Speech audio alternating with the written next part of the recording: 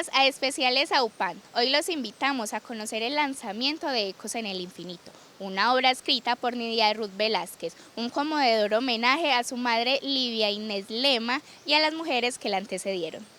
Sobre todo, y puedo estar segura de eso, en el infinito estarán las personas, las almas y las historias de las que hacemos parte.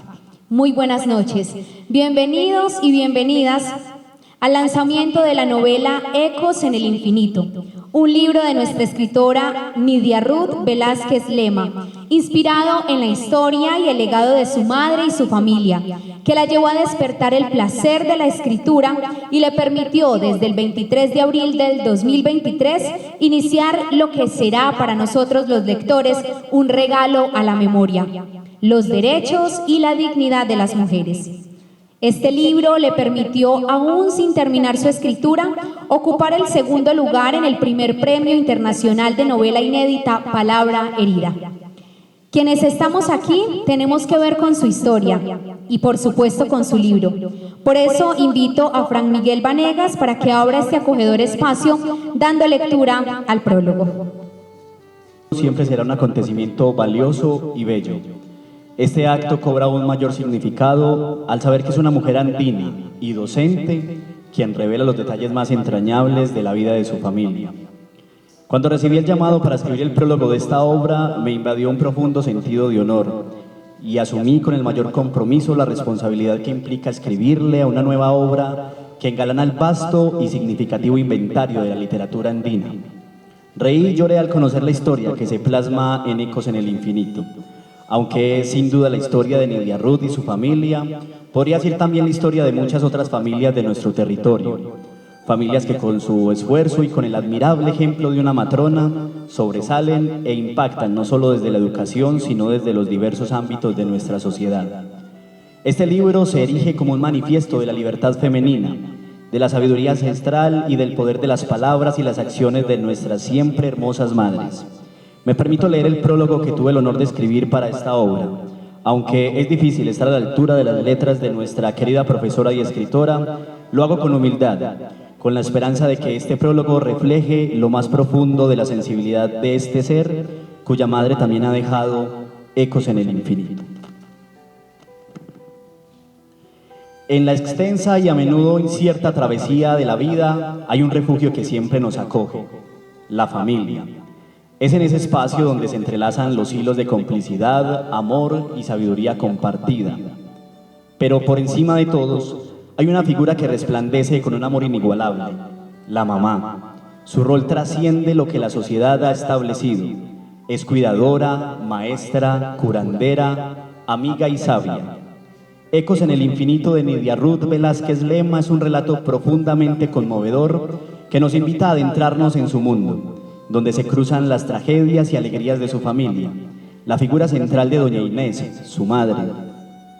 Esta no es solo la historia de una familia, es un reflejo de todas estas familias que a pesar de las precariedades han logrado deconstruirse y trascender. A través de su pluma, Nidia nos ofrece un viaje por la memoria, evocando una herencia que nos habla de resistencia y amor incondicional. El texto nos lleva a los orígenes de su familia, nos confronta con las realidades de una estructura familiar marcada por el patriarcado. Nos revela cómo, a pesar de la presión social y los dictámenes de una educación restrictiva, las mujeres han encontrado en el conocimiento y la literatura un camino hacia la libertad.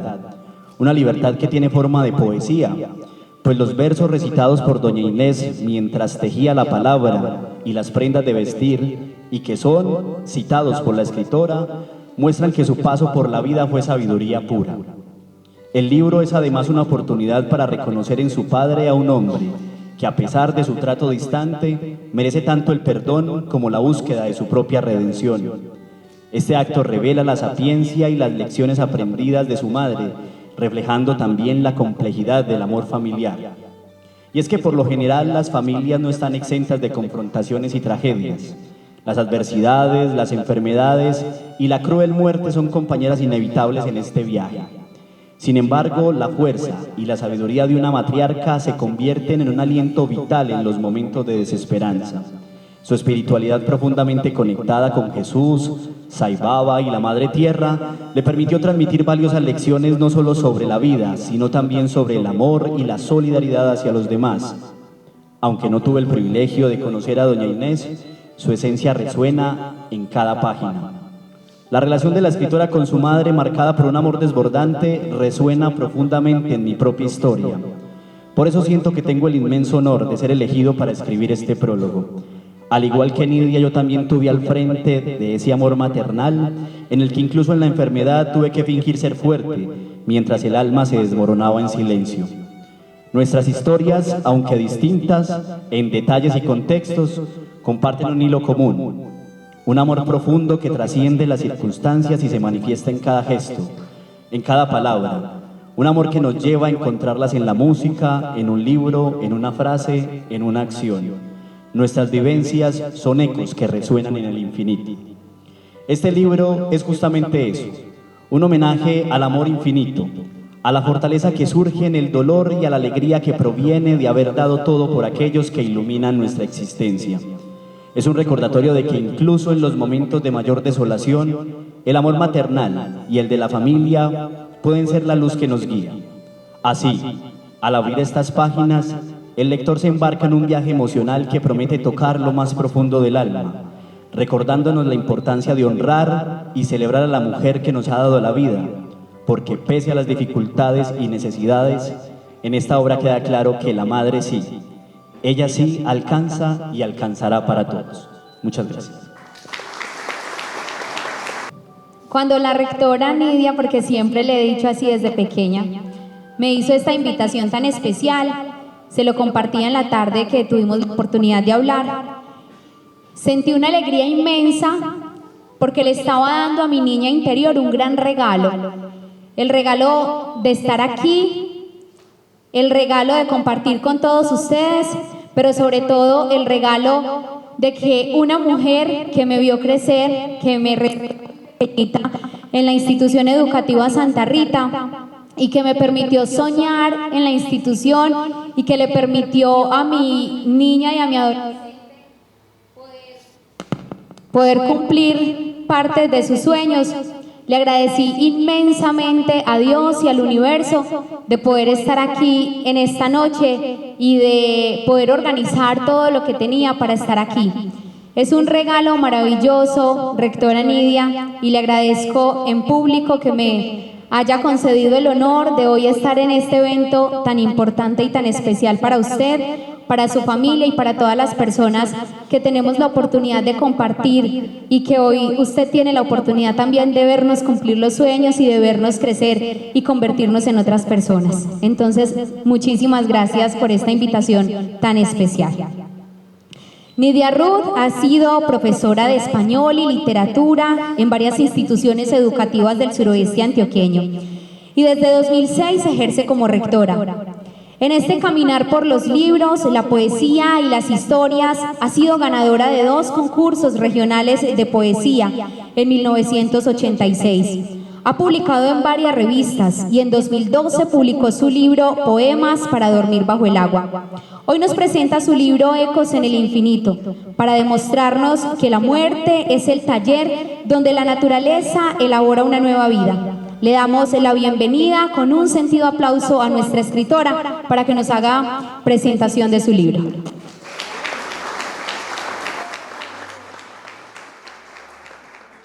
Es una felicidad inmensa saber que están también aquí condensados en esta obra que para mí es tan importante, que me la inspiraron, que me la inspiró la familia, que me la inspiraron mis ancestros, mis antepasados, algo que proviene también de algo que de pronto en este momento está funcionando mucho, que son las constelaciones familiares. Quería hacerle un homenaje a mi madre. Inicialmente quise hacerle un homenaje a mi madre con este libro, pero luego fluyeron una cantidad de cosas y entonces aquí se recopilaron.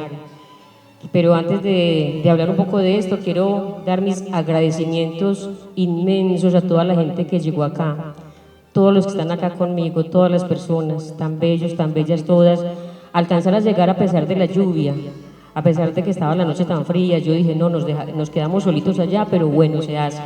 muchos inconvenientes, muchos. Esto estaba pensado de una manera muy distinta, muy distinta, pero estaba pensado de una manera muy diferente, pero se nos dio así como se está viviendo en este momento y así tenía que ser. Nada más, no podemos ir contra la corriente, no nos podemos preocupar, asustar, angustiar porque las cosas no se dieron como queríamos. Pero teníamos otras cosas muy distintas y mucho más hermosas. Sin embargo, yo quiero que ustedes me las reciban así como están esta noche, así como se están presentando. Entonces les estaba comentando de mi libro, de nuestro libro. Este libro no es mío solito, es un libro de toda la familia. Es un libro que construimos entre todos. Cuando yo empecé con la idea, yo dije, bueno, voy a empezar a escribir acerca de mi mamá, porque mi mamá fue una gran mujer, mi mamá merece ser reconocida como esa gran persona que fue. De pronto todos no la veían así, ¿no? Es una persona común y corriente, pero yo creo que en el fondo de cada ser humano y de cada mujer hay una grandeza infinita que hay que resaltar. Yo a mi madre la amo todavía, la amé mucho, amo su alma, las almas no mueren, las almas trascienden, evolucionan y trascienden. Yo amo esa alma de mi madre, la amo mucho. Entonces, cuando ella murió, estábamos en la clínica y yo la vi, pues, cuando se fue definitivamente, cuando el alma salió de su cuerpo y se fue, trascendió, yo le reclamé. En ese momento no entendía muy bien, como con tanto dolor, no entendía muy bien qué había pasado, y le dije, bueno, ¿y entonces qué? Esto fue todo. Usted vino a este mundo, fue a sufrir, y ya. Porque yo anhelaba, esperaba que se recuperara de ese tratamiento que le estaban haciendo y no se recuperó. Y esperé muchos años, 3 años, ella murió en el 2020, 3 años pensando por qué pasó, o sea, a qué vino, qué fue lo que pasó, y encontré que ella tenía muchísima sabiduría. Mi madre nos curaba a todos nosotros con hierbas, mi madre no nos llevaba donde el médico, sino que nos hacía bebidas, nos curaba de una manera, de la otra. Por eso en una de las partes del libro yo le escribo que era curandera, que era sabia, que era clarividente. Entonces yo aquí empiezo a contar todo lo que ella hace y empiezo a construir esta historia con toda la familia. Cada día les escribía, muchachos, muchachas, cuéntenme, ¿cómo fue que fue? Yo tengo muy mala memoria. Aquí también me ayudé mucho a reconstruir todas esas memorias con ellos. ¿Qué fue lo que pasó aquí? ¿Qué pasó allá? ¿Cómo fue esta situación? ¿En qué año fue que estuvimos en tal parte? Y empezar a investigar también, investigar la historia, cómo eran los caminos, porque nosotros no conocimos a los abuelos maternos, ni los paternos. Es una historia muy chévere, pues a mí me encanta la historia. Yo pienso que este libro tiene de todo. Y nosotros no teníamos mucha familia, mi mamá sí que menos, mi mamá no tuvo más familia que los hermanos, las hermanas, ella tuvo 4 hermanas, un hermano, y no tenía más familia, eran solitas. Ellos se vinieron de Concordia, se instalaron en Betania, y en Betania formaron la familia que formaron. Pero mi mamá nunca conoció un tío, una tía, ellos vinieron huyendo porque las familias no estaban de acuerdo con el matrimonio de ellos. Mi abuela materna era maestra y mi abuelo era un jornalero, entonces no estaban de acuerdo con ese matrimonio, tuvieron que huir y se casaron en Concordia. Entonces mi madre nunca tuvo familia, pues, y fuera de eso quedó huérfana a los 11 años. Y fuera de eso, el abuelo decide internarla. Mi abuelo tenía pues una forma de pagarle un internado y la internó en jardín.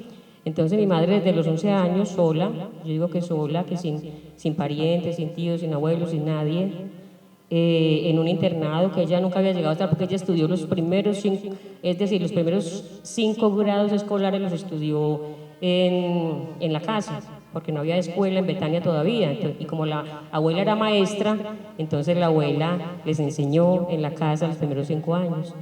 Ya cuando llegaron al internado, ya como que les validaban ese tiempo y ya los entraban como a sexto, lo que se llama, en ese tiempo era pues primero de bachillerato, creo. Bueno, total, que esta historia me parece muy linda. Escribiendo la historia pude colocar una gran cantidad de cosas que yo quería decirle al mundo, y es de pronto mi inconformidad con muchas cosas, con el sistema patriarcal, con el machismo, porque a mi madre le tocó todo ese machismo, y a las mamás y a las abuelas. Este es un libro muy recomendado para que lo regalen a las mamás, a las abuelitas, para que se lo den también a las niñas, o a los jóvenes. Acá hay una cantidad hay unos capítulos donde hablan muy fuertemente acerca de esta parte. Chévere, muy chévere. También mi inconformidad con el sistema de salud. El sistema de salud es perverso. Y yo siento que a mi madre le aceleraron la muerte en el hospital. Ella llegó allá sanita, llegó súper bien, súper rica, súper saludable, y de un momento a otro, en 15 días, ya la habían acabado. La habían acabado a punta de quimios y cosas, pues viendo que ya no soportaba más y le seguían colocando la quimio, le seguían, hasta que finalmente le faltaba la última quimio cuando murió. Y se le iban a poner porque le colocaban esa quimio todos los días. Inconformidad con el tiempo de la pandemia, con la vacuna, inconformidad también con algunas de las cosas de la Iglesia Católica. Entonces, aquí hay un poco de cosas interesantes, que de pronto a algunos no les va a gustar, que va a generar de pronto unas críticas negativas, pero mire que lo escribí un día, empecé a escribirlo un día, que estaba leyendo un libro de Isabel Allende. No recuerdo bien el libro ni nada, traté de recordar y yo no sé cuál fue que leí, pero ella dijo, si ustedes tienen algo que decir, díganlo, y no piensen en qué va a pasar con eso que usted va a escribir, escríbanlo, no piensen en el más allá, si lo van a leer, si se va a publicar, si va a tener éxito, si no va a tener éxito, simplemente escríbalo. Eso era un 23 de abril y ese día empecé la novela y me demoré un año, pero todos los días llegaba del colegio, estaba en Santa Rita. Todos los días llegaba del colegio y me dedicaba toda la tarde a hacerle el libro, a escribirle el libro, a escribir. Cuando menos pensé, tenía este libro ya hecho. Entonces, también como una recomendación, los que quieran escribir, uno lo podía hacer todos los días escribiendo un poquitico y sin pensar qué me van a decir a mí, qué van a decir los demás de lo que yo escribí. No es que es lo importante, es que uno sienta pasión por la escritura, por lo que está diciendo y por lo que está haciendo. Ya después, se enfrentará a lo que se venga, pero por el momento yo digo que lo más importante es dejar el registro. Este libro es muy lindo, pues a mí me gustó mucho, todo, tanto lo que hay adentro como la forma física del libro. Esta portadita prácticamente la diseñé yo. Los colores, ustedes saben que el color violeta tiene una cantidad de significados muy importantes y profundos. Las que manejan, por allí lo estoy sonriendo, la espiritualidad sabe qué significa el color violeta, ¿cierto? Oscar también me lo dijo. Color violeta que trabaja la transmutación de la energía negativa en energía positiva, ¿cierto? Por acá también está el símbolo del Om. Yo quiero que Oscar ahorita de pronto se acerque un poco y nos hable acerca de ese símbolo, que es un símbolo que tiene que ver con el origen del universo.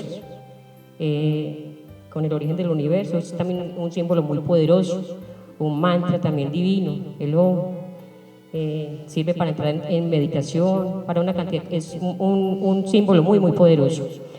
Decidí también que nuestras fotos del álbum familiar aparecieran en el libro, entonces acá aparecen las fruticos, ahí pueden vernos cómo era la familia, acá aparecen todas estas fotos de nosotros viejitas, mi papá que era un policía, todo bravo, todo mala clase, ahí está en el libro, y por aquí también unas fotos muy bellas, a mí me parecen muy lindas, me parece eso hermosísimo, pues me gustó mucho cómo me quedó. Y tengo un sobrino que es artista, que se llama Andrés Felipe. Le dije, Andrés Felipe, tengo un proyecto de escribir un libro, y como usted dibuja tan lindo, entonces usted me va a hacer el favor y me va a hacer los retratos, los dibujos de esas fotos antiguas que ya casi no se les veía nada. Y él con mucha capacidad empezó a dibujar. Yo escribía, él dibujaba, yo escribía, él dibujaba. Y aquí, en una parte del libro, aparecen esas obras.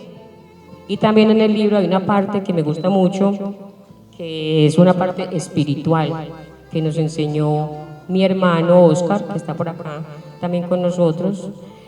Nos enseñó una filosofía nueva y una manera nueva de ver la vida, muy chévere, muy bacano, o sea, que nos ayuda como a trascender, como a expandir la conciencia un poco más. Entonces también eso aparece aquí en el libro. Yo les voy a hacer lectura de la introducción, ¿sí? Para poder que avancemos, porque yo me quedo hablando toda la noche del libro y esa no es la idea tampoco, que yo hable todo el tiempo. Bueno, dice, toda historia tiene algo interesante por simple que parezca. Esta data de 1897. Da cuenta de vidas, pueblos y experiencias que reflejan la idiosincrasia y cultura de varias generaciones. El interés más que literario es narrar la vida cotidiana de una familia que se sostiene y levanta a punta de sacrificios y carencias. Una familia numerosa, humilde y sencilla, como tantas otras de nuestro territorio. Contar acontecimientos cotidianos como la Navidad, un terremoto, los juegos de infancia, cómo se satisfacían las necesidades más básicas, la partida ineludible de nuestros parientes mayores, pero lo más importante, dejar constancia de la grandeza de mi madre, Livia Inés Lema Jaramillo, y su filosofía de vida, la cual fue construyendo en el transcurso de toda su vida. Ella es el eje central de esta historia, como espejo en el cual podrán reflejarse millones de mujeres en el mundo. Hay algo particular en ella, y es su despertar de conciencia. Todas sabemos que cuando una mujer despierta, podrá despertar a todas las demás.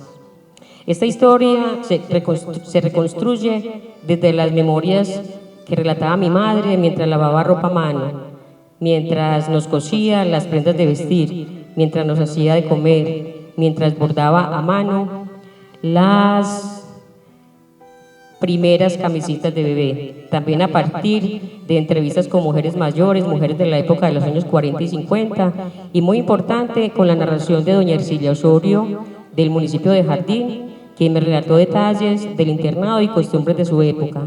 En esta obra, el alma se desnuda y se entrega. Por favor, recibirla con respeto y amor.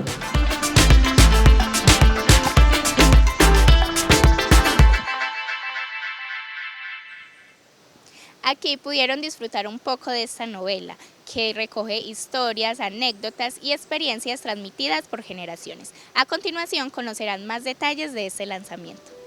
En contados instantes vamos a continuar disfrutando también de ese talento de una mujer que con su violín se ha recorrido muchos lugares del suroeste antioqueño, irradiando ese amor, esa esencia y esa ternura.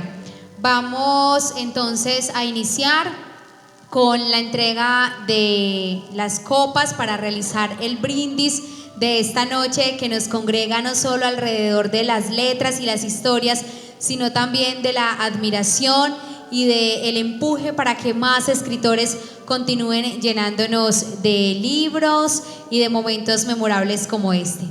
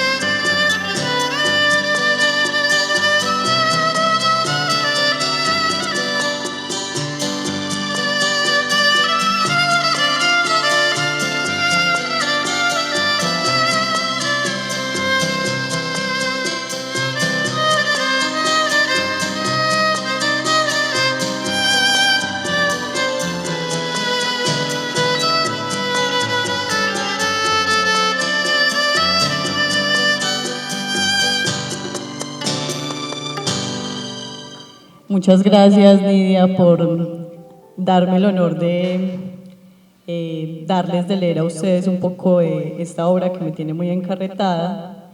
Recién llegó a mis manos, pero ya me tiene muy encarretada.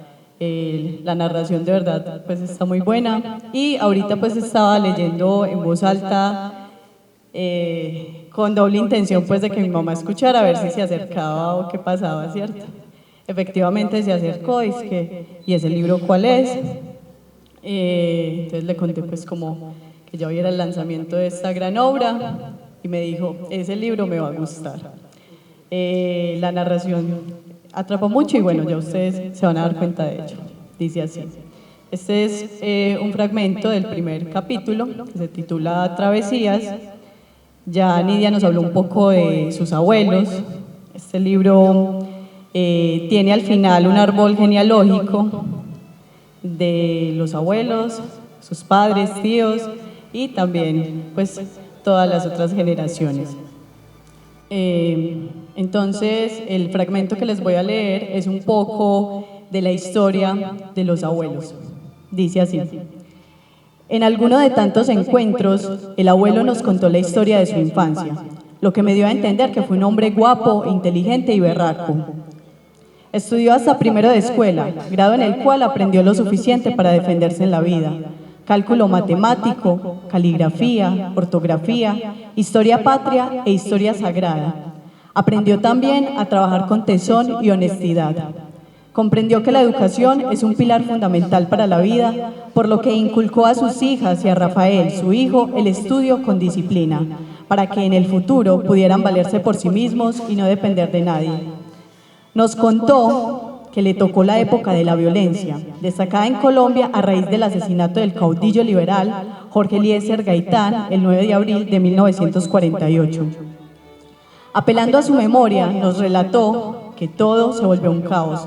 Las multitudes furiosas arremetieron contra las instituciones en afán de venganza y desquite. Saquearon tiendas, iglesias, tranvías y edificios. Quemaban todo lo que encontraban a su paso. A los liberales les llamaban los chusmeros o cachiporros y a los conservadores godos o chulavitas. El abuelo contaba que todos los días aparecían muertos en las calles y en los parques. Salía uno a misa de 5 de la mañana y se encontraba el parque lleno de cadáveres. Cada día eran 3, 4 o 5 tirados en el parque o en las calles. Entonces se decretó el toque de queda. Salía uno a misa de esta época, que se extendió hasta 1966, dejó alrededor de 190.000 muertos y millones de personas desplazadas. Fue una época aterradora. Llegaban a cualquier momento a las casas y acababan hasta con el nido de la perra.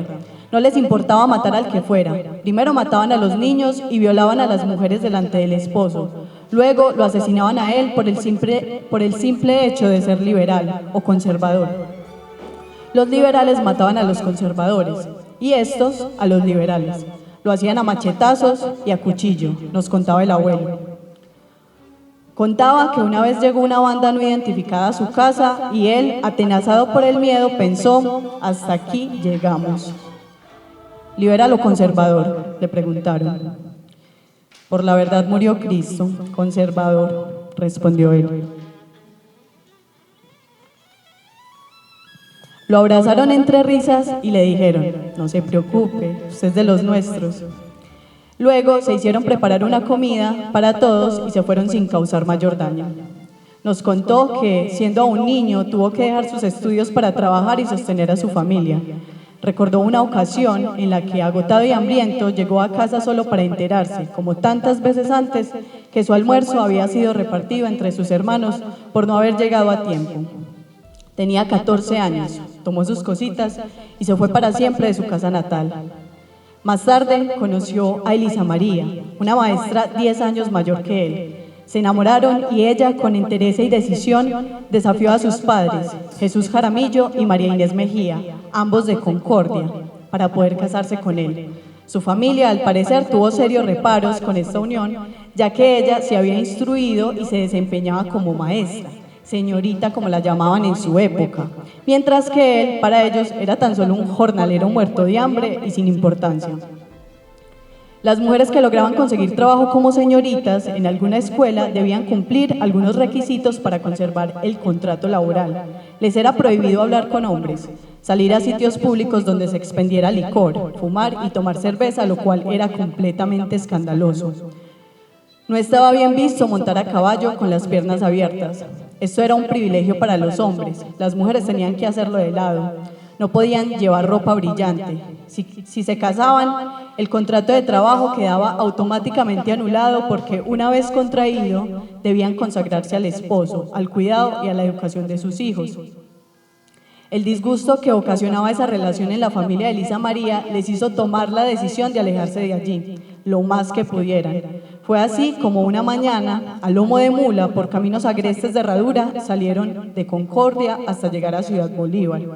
El 26 de diciembre de 1931 se casaron en una ceremonia privada, sin bombos ni platillos, solo el padre Samuel Jiménez y Juan de la Cruz Arango como testigos. Nunca más volvieron a saber nada de sus familias. Este fue un tema que poco se trató en las reuniones familiares. Después del matrimonio continuaron su viaje hasta Betania, un pueblo tranquilo asentado sobre una pequeña meseta de la cordillera occidental en el suroeste antioqueño.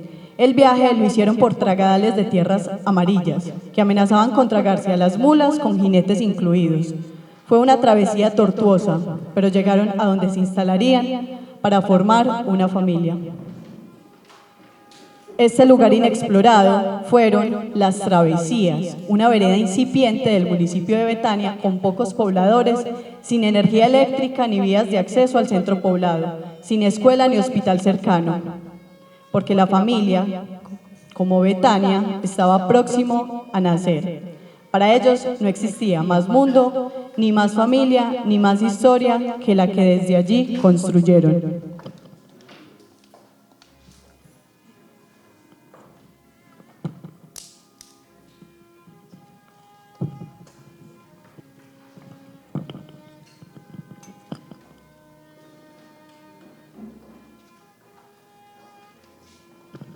Entonces, este fragmento es como el origen, ¿cierto? Por eso lo seleccioné como el origen, para antojarnos de leer un poco más, mucho más, de todas estas historias que nos comparte Nidia y que representan a muchas familias, mucha época, la violencia contra la mujer en esa época también, que ya lo decía Nidia, es parte de su interés también, porque son cosas que todavía se repiten en nuestro contexto actual.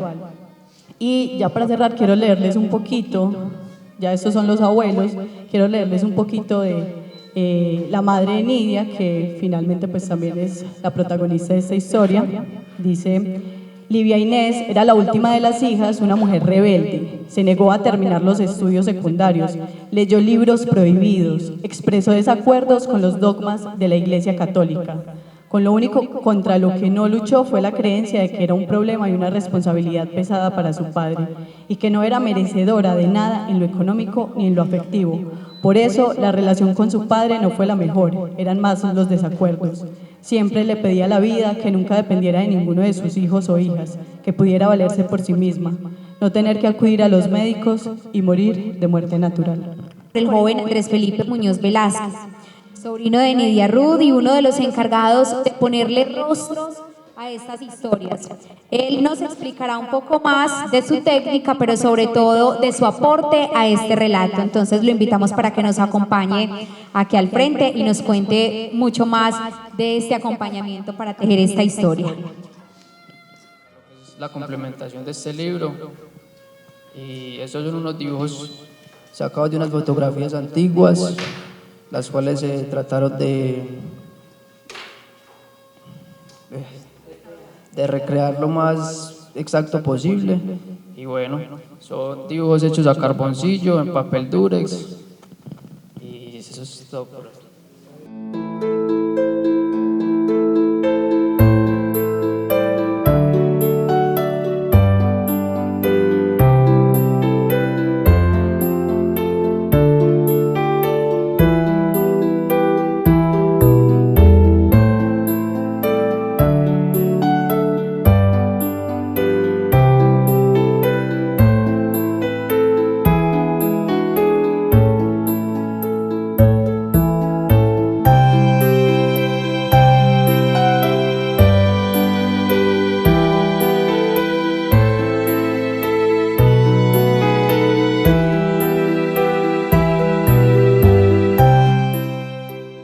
nos dejó una agenda.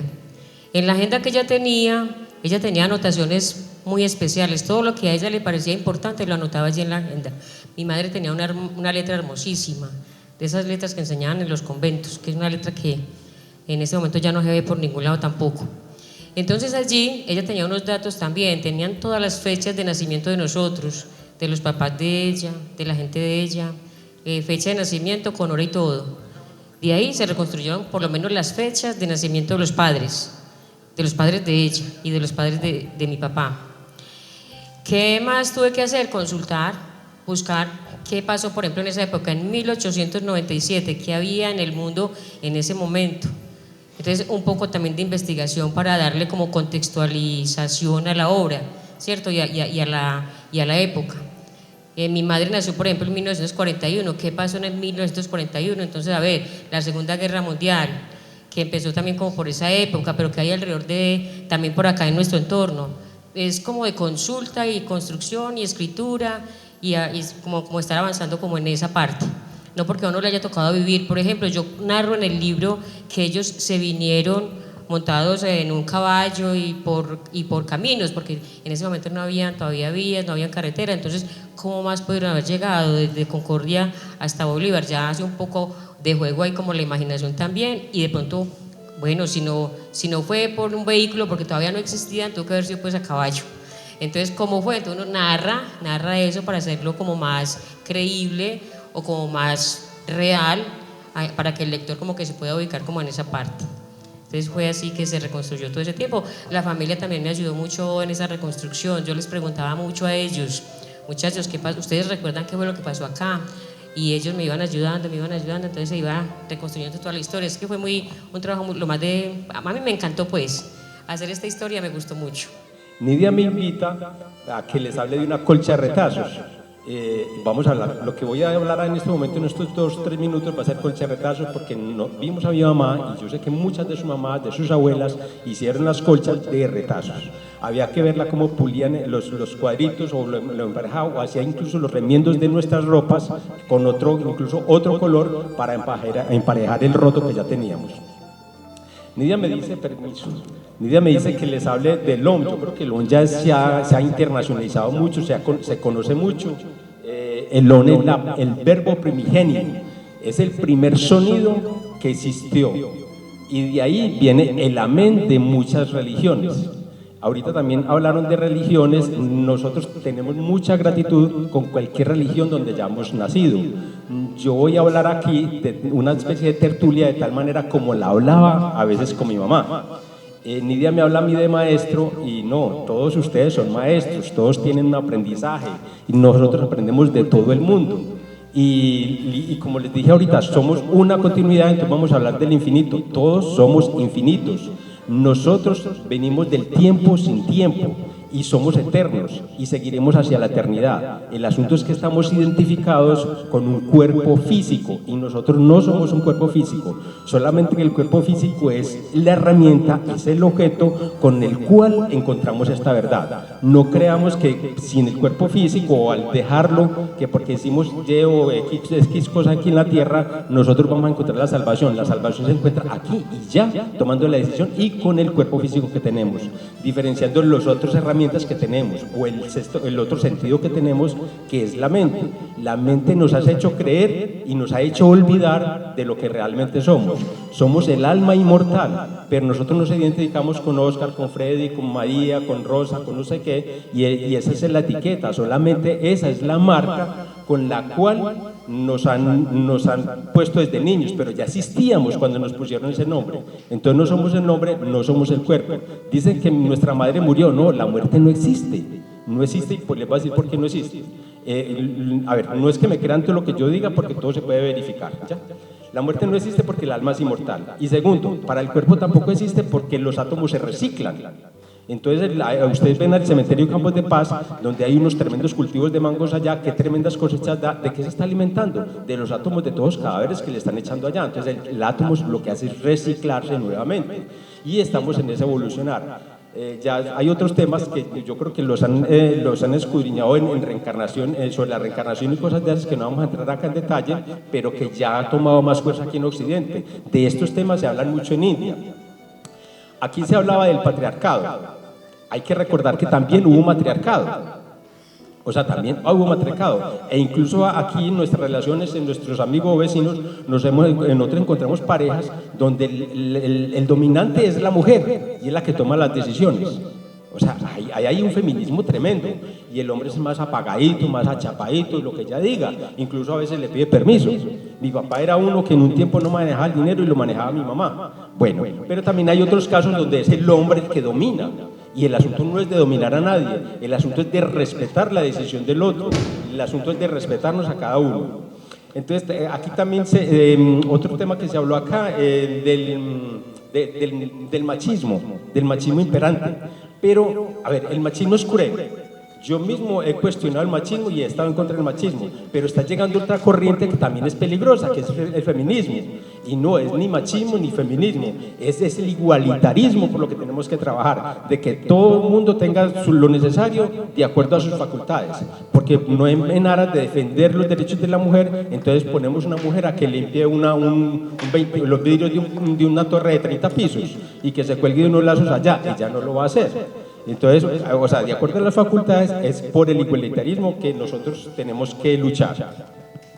Lo de las familias, lo que yo he entendido es que muchas familias tomamos pactos antes de nacer para cumplir un karma que todos tenemos. Nosotros somos generadores de karma y estamos aquí por karma. Tenemos un cuerpo físico por karma y el mismo cuerpo tiene un karma. La forma en que muere, la enfermedad en que le da es fruto de un karma. Por eso la invitación es a no hacer daño a nadie, porque cualquier daño que hagamos hay que cancelarlo. El universo no tiene afán de cobrarlo, pero lo cobra y lo cobra con intereses. Entonces, en el objetivo no hacer daño. Pero resulta que también hacer el bien también genera karma. Entonces, cuando hagamos el bien, no esperar resultados. Porque muchas veces hacemos el bien para esperar resultados. Ahí termino yo para no cansarlos mucho, pero es parte de los temas que de pronto se tocaban con mi mamá. Se habló de un maestro que es Saibaba, pero hay muchos maestros. También mamá era una lectora empedernida y es de esa época. Es de esa época donde se andaba con un libro en la mano. Mamá murió casi que con un libro en la mano. O sea, todo el tiempo, y se ha perdido mucho eso, que uno en las salas de espera, había gente con un libro, estaba leyendo, esperando el bus, estaba leyendo, y eso se ha ido perdiendo, porque la tecnología nos hizo olvidar, incluso sumar. Ya uno pide en una cafetería un perico y un buñuelo, y va a pagar, y sacan la calculadora para hacer la cuenta. Primero no era así. Entonces la tecnología nos está arruinando en la inteligencia. Bueno, muchas gracias. Esperamos que hayan disfrutado de este especial Exaupan lleno de literatura. Los motivamos a que lean esta novela. Hasta pronto.